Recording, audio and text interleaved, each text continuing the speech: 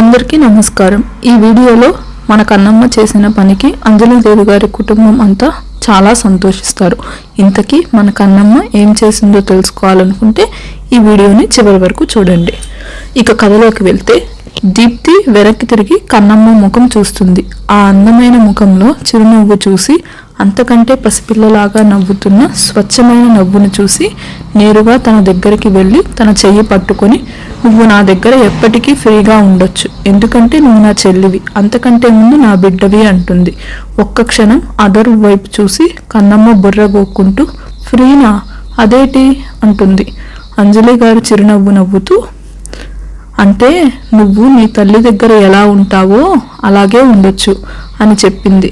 అనగానే వెంటనే దీప్తి మెడ చుట్టూ చేతులు వేసి బుగ్గ మీద ముద్దు పెట్టి, నువ్వు నాకు చాలా బాగా నచ్చేసినావు గదేటి, ఇప్పుడు చెప్పు నువ్వు చేస్తావా చెయ్యవా అంటుంది.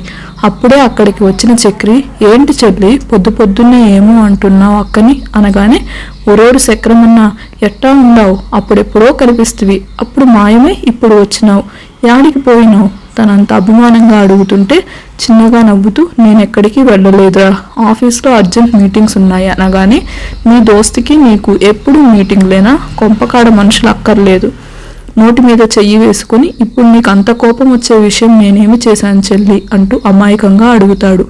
ఆ విషయం నేను తర్వాత చెప్తా, ఇప్పుడు నేను తప్పు చేసినాను, అందుకు పెద్ద బాబాని దీపమక్కని క్షమాపణ అడగాలి, నువ్వేం తప్పు చేసావనగానే, ఇప్పుడు నేను నీకు అదేంటో వివరంగా చెప్తా, ఇప్పుడు నేను అత్తకాడ నుండి లగెత్తుకుంటూ అంటూ ఒక ఫ్లోలో చెప్పడానికి సిద్ధమైపోగానే చక్రి మధ్యలోనే అడ్డుపడుతూ, లగెత్తడం అంటే పరిగెత్తడం మా చెల్లి అంటాడు.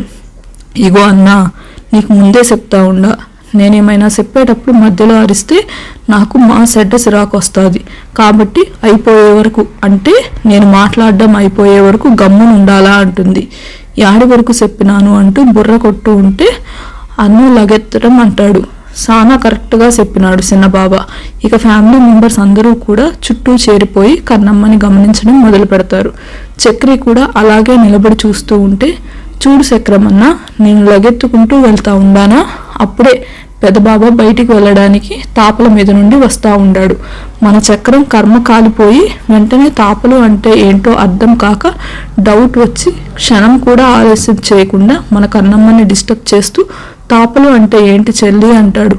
అంతే, ఇక మామూలుగా మండిపోలేదు మన పాపకి.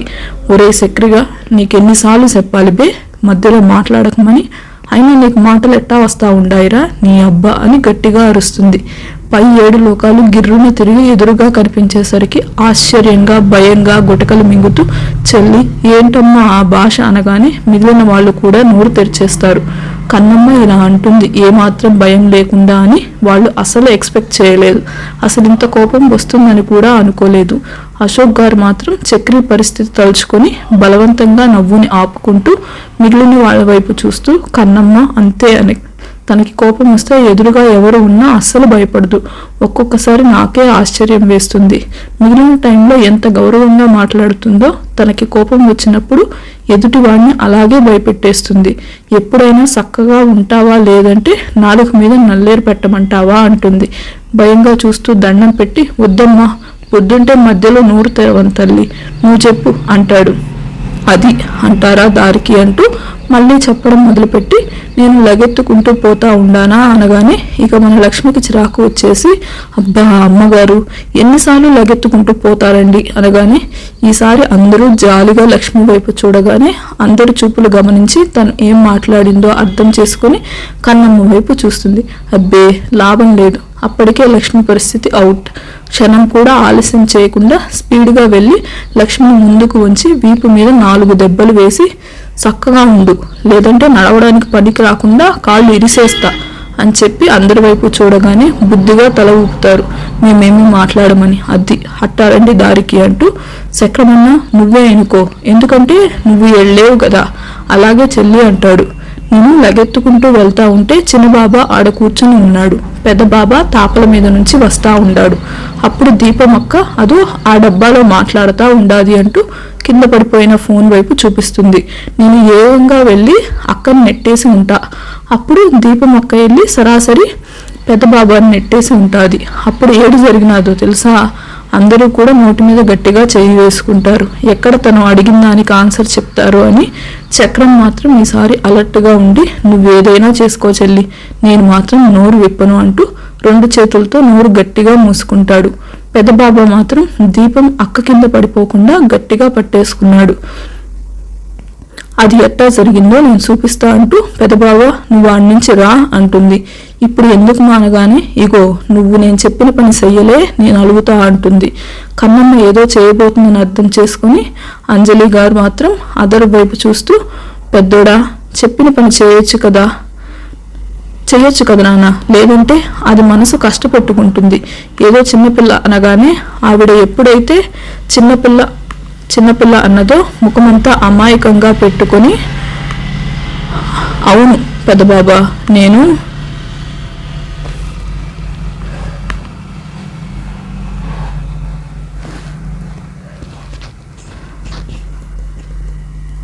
సానా చిన్నపిల్లని, నన్ను ఏడిపించొచ్చా నువ్వు?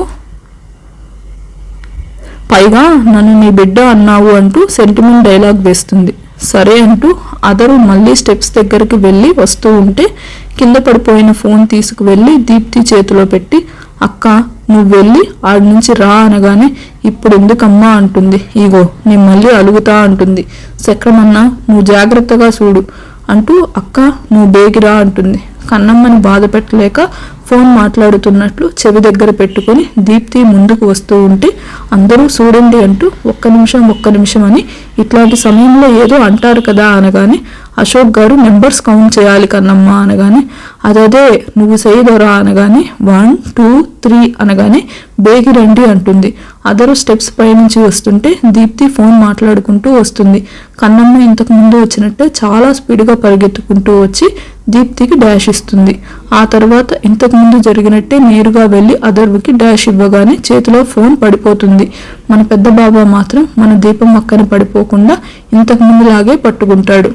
ఈ దూరమైన భార్యాభర్తలకి మాత్రం ఎదలో ఏదో తీయని జ్ఞాపకాలు.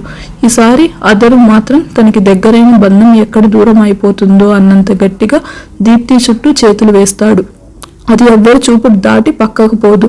కుటుంబ సభ్యులందరూ కూడా ఆనందంతో అలాగే చూస్తూ ఉంటారు. అందరి కంట్లో చిన్న కన్నీళ్లు.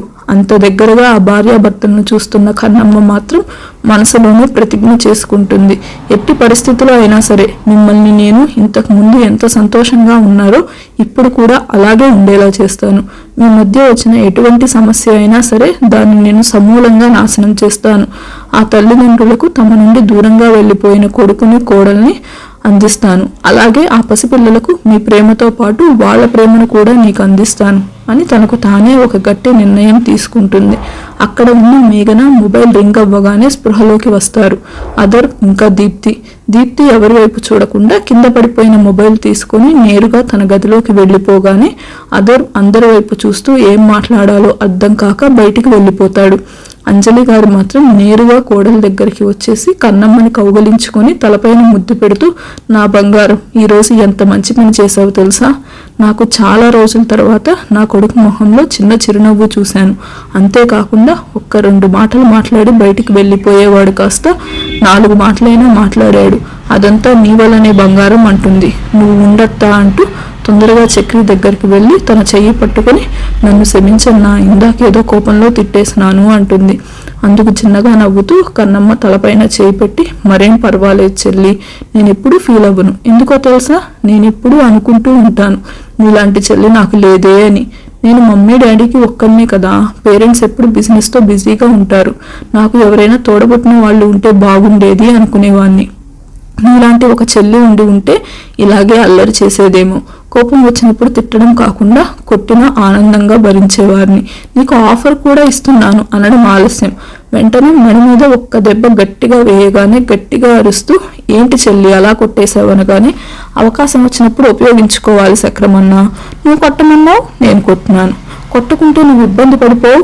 చెల్లి చాలా స్పీడ్గా ఉండదబ్బా అంటూ కన్నమ్మ భాష మాట్లాడగానే, ఊరన్నో భలే మాట్లాడినావే నువ్వు అంటుంది. వెంటనే అంజలి గారి దగ్గరికి వచ్చి, ఇందాక ఏదో చాలా సంతోషంగా మాట్లాడుతూ ఉండావే, ఇప్పుడు చెప్పింటా. అలా మాట్లాడుతూనే పక్కకు చూసిన కన్నమ్మకి డల్గా స్కూల్కి రెడీ అయి వెళ్తున్న పిల్లలు కనిపిస్తారు.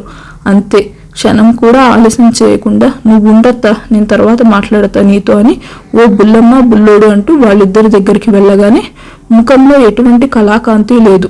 వాళ్ళని చూడగానే కడుపు తరుక్కుపోతుంది. ఇద్దరూ ఎదురుగా మోకాళ్ళ మీద కూర్చొని ఏటట్టా ఉండారు. ముఖంలో చిన్న నవ్వు కూడా లేదు.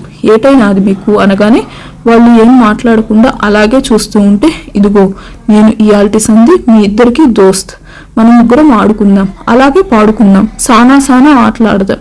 మీరు బడికి పోయి వచ్చిన తర్వాత చాలా కొత్త ఆట నేర్పిస్తా మీకు అంటుంది. ఆటలు అనగానే కొంచెం స్మైలీ ఫేస్తో నిజంగానా అంటారు ఇద్దరు. ఇగో కన్నమ్మ మాటిస్తే అంతే, తప్పకుండా నెరవేరుస్తుండ్లా. ఇప్పుడు చెప్పండి, ఎందుకు అట్ట బాధగా ఉండారు? పాప మాట్లాడుతూ ఈరోజు మాకు ఫ్యాన్సీ డ్రెస్ కాంపిటీషన్ ఉంది అంటుంది. దీపం కూడా కన్నమ్మ వైపు చూస్తూ అవును, అందరూ వాళ్ళ మమ్మీ డాడీని తీసుకొని వచ్చి టీచర్స్తో మాట్లాడారు, మాకు ఎవ్వరూ రాలేదు అనగానే ఆ మాట విన్నప్పుడు ప్రతి ఒక్కరి కళ్ళల్లో నీళ్లు ఉప్పొంగిపోతాయి.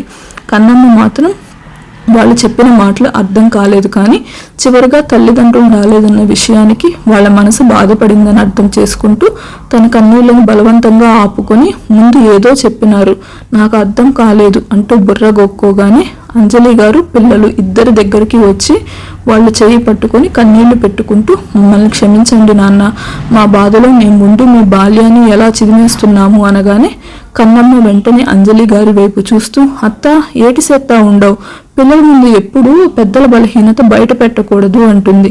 ఆవిడ సైలెంట్ అవ్వగానే ఇంతకీ బుల్లెమ్మ బుల్లోడు ఏటి చెప్తా ఉండారు అనగానే ఈరోజు వాళ్ళ స్కూల్లో ఫ్యాన్సీ డ్రెస్ కాంపిటీషన్, అంటే మనము రకరకాల పోటీలు నిర్వహిస్తూ ఉంటాము కదా, అలాగే ఫ్యాన్సీ డ్రెస్ కాంపిటీషన్ అంటే రకరకాల బట్టలు వేసుకుని వస్తారు పిల్లలు. కొందరు సాంప్రదాయంగా, కొందరు ఫ్యాషన్గా రెడీ అయి వస్తారు.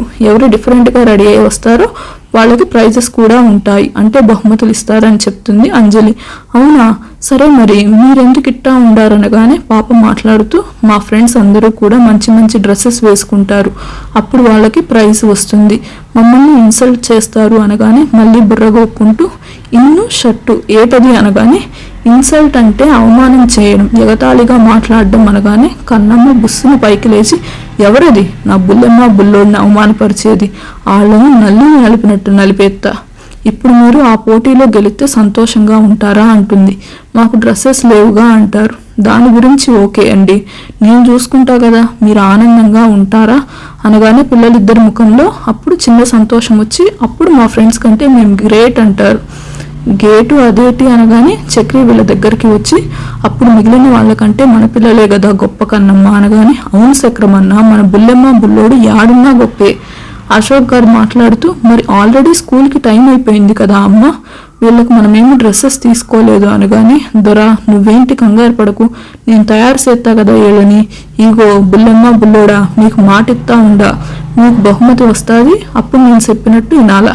పిల్లలిద్దరూ సరే అన్నట్టు తల ఊపగానే చక్రమన్న నీకేటన్నా పని ఉన్నదా అనగానే ప్రజెంట్ ఎటువంటి వర్క్ లేదు చెల్లి, ఈవినింగ్ ఒక మీటింగ్ ఉంది అనగానే సరే ఇప్పుడు పిల్లలతో పాటు నేను కూడా వీళ్ళ బడికి వెళ్తా, నువ్వు నాకు సాయంగా వస్తావా. కన్నమ్మ ఏదో చేయబోతుందని అందరికీ అర్థమవుతుంది. అర్ణవ్ మాట్లాడుతూ కన్నమ్మ నేను కూడా వస్తాను అనగానే చిన్న బాబా నీకు ఇవాళ సంధి పని లేదా అనగానే లేదురా నేను కూడా వస్తాను. సరే సరే ఓ అత్త నేను బడికి వెళ్తా ఉండా సరేనా అనగానే ఏటే ఆల్రెడీ నిర్ణయం తీసుకొని ఇప్పుడు పర్మిషన్ అడుగుతున్నారు అనగానే ఓ సోసి ఏటది మళ్ళీ ఏదో అన్నావు అనగానే అశోక్ గారు మాట్లాడుతూ కన్నమ్మ మళ్ళీ మీ అత్తతో గొడవ పడవచ్చు, నువ్వు వెళ్ళు వాళ్ళకి టైం అవుతుంది అనగానే సరే సరే అంటూ అత్త వెళ్ళొత్తా అని చెప్పి అందరికీ బాయ్ చెప్పి పిల్లల్ని తీసుకుని చక్రి ఆర్నవ్తో కలిసి వాళ్ళ స్కూల్కి వెళ్తుంది.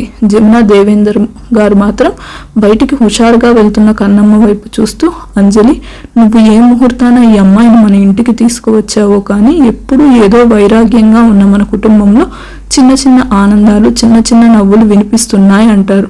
అంజలి గారు సంబరంగా వాళ్ళ వైపు చూస్తూ అదంతా నాకు తెలియదు అత్తయ్య గారు, ఈరోజు మాత్రం మన పెద్దోడి కళ్ళల్లో చిన్న సంతోషాన్ని చూశాను, నాకు మాత్రం కడుపు నిండిపోయింది. అలా అని ఇప్పుడు టిఫిన్ పెట్టడం మానేస్తావా ఏంటి, అసలే నేను టాబ్లెట్లు వేసుకోవాలి అంటూ అశోక్ గారు మాట్లాడగానే చాలా రోజుల తర్వాత ఇప్పుడు తిరిగి ఇంతకు ముందులాగా హుషారుగా మాట్లాడుతున్న అశోక్ గారి వైపు చూస్తూ చాలా సంతోషపడుతుంది. దీప్తి తన గదిలోకి వెళ్ళిన తర్వాత అలాగే పెట్టు మీద కూర్చుంటుంది. తన 2 చేతుల్లో జుట్టు గట్టిగా పట్టుకొని కళ్ళు మూసుకొని పెరిగిన గుండె సడిని తగ్గించుకుంటూ ఉంటుంది. అసలు గుండె ఎంత స్పీడ్గా కొట్టుకుంటుందో. కొన్ని క్షణాల తర్వాత మామూలు స్థితికి రావడంతో మెల్లిగా కళ్ళు తెరిచి ఎదురుగా ఉన్న వాళ్ళ పెళ్లినాటి ఫోటో చూస్తూ ఎందుకు మన జీవితాలు ఇలా అయిపోయాయి, ఎంత సంతోషంగా ఉండేవాళ్ళం, ఎందుకో మనసంతా భారంగా అయిపోవడంతో ఆ ఆలోచనలు అక్కడితో కట్టిపెట్టి ఆఫీస్కి వెళ్ళడానికి రెడీ అవుతుంది. ఇక్కడ ఇషాన్ ఆల్రెడీ బయలుదేరాడు. తనకి అప్పుడే ఫోన్ వస్తుంది సోనియా నుండి. చెప్పు సోనియా అనగానే ఎప్పుడు వస్తున్నావు నువ్వు వైజాగ్ అనగానే ఆల్రెడీ బయలుదేరాను అంటాడు. అయితే ఎక్సైట్ అయిపోతూ వావ్ బేబీ నువ్వు వచ్చేస్తున్నావా, నాకు ఒక్క మాట కూడా చెప్పలేదే, సరే ఇప్పటికైనా నిన్ను చూసే అవకాశం వస్తుంది నాకు. ఈ వారం రోజుల నుంచి ఎంత మిస్ అయిపోయానో, నిన్ను వెంటనే ఎక్కడైనా మీట్ అవుదామా? నో సోనీ, ఫస్ట్ నేను ఇంటికి వెళ్ళాలి. ఎప్పుడు మమ్మీకి డాడీకి చెప్పే బయటికి వెళ్ళేవాడిని. ఈసారి కొంచెం ఆఫీస్ అప్డేట్స్ ఇవన్నీ లేట్ అవ్వడం వల్ల అసలు నేను వచ్చింది కూడా ఇంట్లో ఎవరికి తెలియదు. ప్రతిసారి వాళ్ళని నేను బాధ పెట్టలేను అనగానే సోనీకి కోపం కట్టలు తెంచుకొని అలా ఎలా అంటావు బేబీ, మీ మమ్మీ వల్లే కదా మన లైఫ్ ఇలా అయిపోయింది, లేదంటే ఈ పాటికి పెళ్లి చేసుకొని హనీమూన్ ఉండేవాళ్ళం. ఏంది పాప హనీమూన్కి పోతావా, నీ ముఖం మండ, మా కన్నమ్మ చేతిలో పడి హాస్పిటల్కి వెళ్లకుండా చూసుకో. ఇంతకీ మన Bullodu Bullamma school fancy dress కాంపిటీషన్లో గెలుస్తారా లేదా, అసలు కన్నమ్మ ఏం చేస్తుంది అని తెలుసుకోవాలనుకుంటే ఈ ఛానల్లో నెక్స్ట్ వీడియోని చూడండి. ఈ వీడియో మీకు నచ్చినట్టయితే లైక్ చేసి మా ఛానల్ని సబ్స్క్రైబ్ చేసుకోండి.